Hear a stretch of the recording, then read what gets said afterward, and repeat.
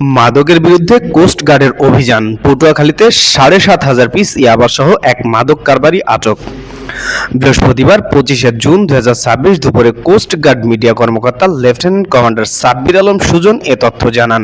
পটুয়াখালীর দুমকি থানাধীন Lebukhali toll plaza সংলগ্ন এলাকায় আজ ২৫ জুন ২০২৬ বৃহস্পতিবার ভোর ৪:৩০টায় কোস্টগার্ড স্টেশন পটুয়াখালী কর্তৃক গোপন সংবাদের ভিত্তিতে একটি বিশেষ অভিযান পরিচালনা করা হয়।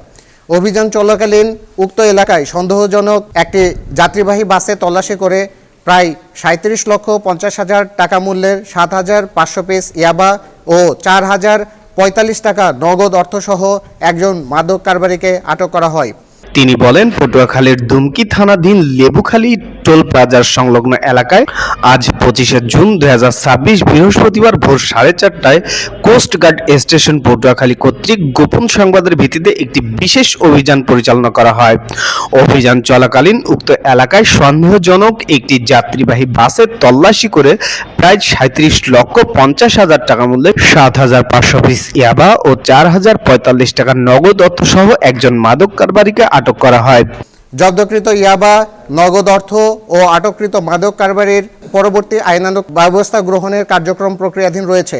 দেশের প্রত্যন্ত অঞ্চলে ভয়াবহ মাদকের বিস্তার রোধে কোস্টগার্ড ভবিষ্যতেও এ ধরনের অভিযান অব্যাহত রাখবে।